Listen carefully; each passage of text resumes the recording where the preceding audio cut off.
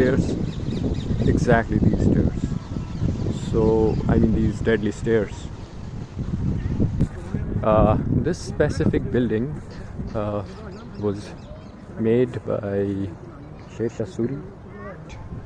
Death traps for Humayun, which will later go on to take him down. And unfortunately, it did happen. Emperor Humayun, one of the most underrated emperors of India. Let me just sneak through that door if I can. I mean, I just want to have a closer look at these deadly stairs. So hello, assalamu alaikum. Today I am at Purana Killa in New Delhi, and it is designed by Emperor Humayun, one of the most underrated emperors of India. But to me, he's definitely one of my favorite Mughal emperors, or let's take it Islamic India, which begins from Delhi Sultanate. That was there about 300 years before Mughals came in. But let me just show you. This is one of the places where Humayun wanted to build his city. Like all this place, he wanted to be this a part of his castle and his fort. It was just in his early days when he had to abandon this place and go and save his life in Kabul. This is because Sher Shah, the Afghan fighter, chased him down back to the Kabul, and it was a tragic story, and Humayun had no other options but to go and take asylum in some other places during his way to Kabul. But eventually he reached Kabul, and then thereafter he started his campaign back. It took him around 15 long years to complete this his mission to come back to India, and unfortunately for Humayun, unfortunately or fortunately, Humayun hadn't had to face Sher Shah again, because Sher Shah was no more. He was injured in one of battles with Rajputs, I guess, and he died thereafter. But then you see, his son was here on his throne, and then Humayun had to come back, and he struggled all these 15 years, and he had to come back, and he had to regain this place. And then you see all these things he had made. This is his tomb, I guess. I'm not very sure about that. I will just let you know about after some time. But anyways, we were talking about this building, this specific building. This specific building was made by Sher Shah, the ultimate Afghan fighter. He had made it, I don't know for what purpose, but when Humayun came back and he conquered this place, he conquered this fort, he kept this as his private library, because he was of course a very intellectual man. He would read books and understand strategies took by many greats, and who got some time to write that down in some books. So he was an intellectual man, and he used to he used to study a lot about many things, about governance, about military, about other reforms for his government. But look how unlucky he had been. All through his life he he went such a hardship, and there was nothing he could have got from his relatives, the greats who had the legacy of ruling their parts of the world. So he just got sorrows and hardships inherited from his family. But I must say, he is one of my favorites. Because he was a man of great courage.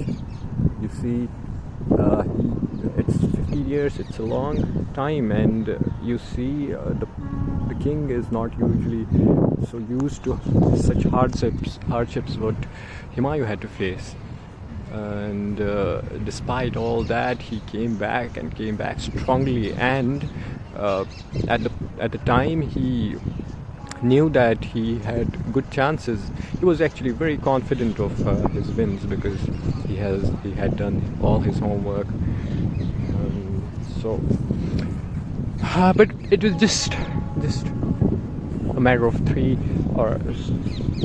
7 or 8 months that he would have the opportunity to rule this huge part of the world from here, from Delhi, because an untoward incident happened during that time, just after 7 or 8 months, when he came into the power, when he achieved one of the most significant successes of his career, was that when he was one day he was reading some books during the evening in February, I think, yes. What happened, the evening azan, he heard evening azan, so he wanted to go to masjid and offer prayers. Usually he used to study up there, and while he was climbing down these stairs, exactly these stairs, so I mean these deadly stairs, so he was climbing down these exact stairs from there, so he would come out this way to offer his prayers, but unfortunately he slipped and fell, and he died in just 4 days after that. I mean, what an irony, and what a heartbreaking story of this great courageous man who had belief in him despite all the failures. And you see how some people can be great, but then there is a reminder that somebody is just much more greater than anyone of us can be. It's Almighty Allah who will decide how things will happen, how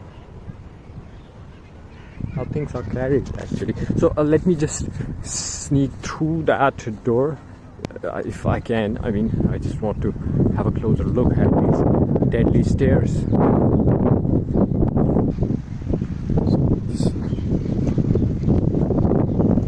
But otherwise, this place is beautifully made, of course, because you know the Mughal architecture, and usually their monuments are made out of sandstone.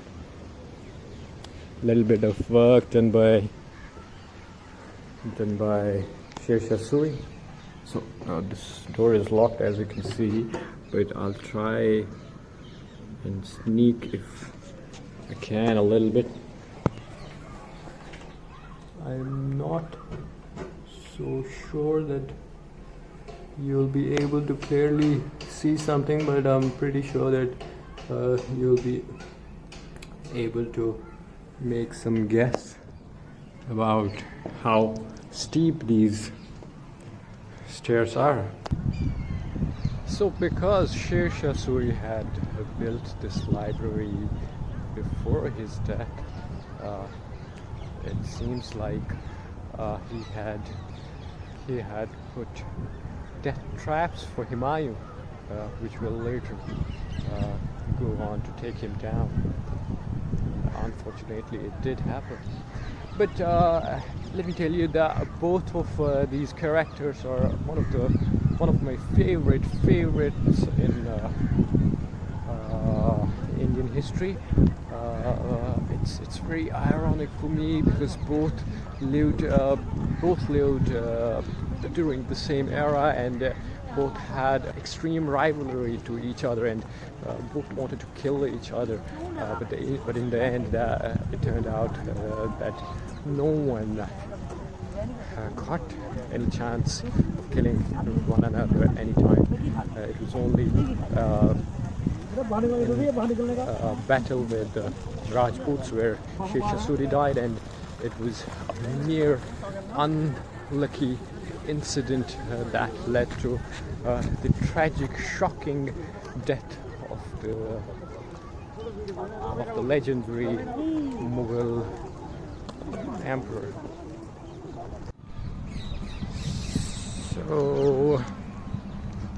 So about Humayun, I really feel so heartbroken. Even though I knew this story before, I remember reading this in my 6th or 7th grade and feeling so bad about it. But then, things have to go how they are written, how they are supposed to go.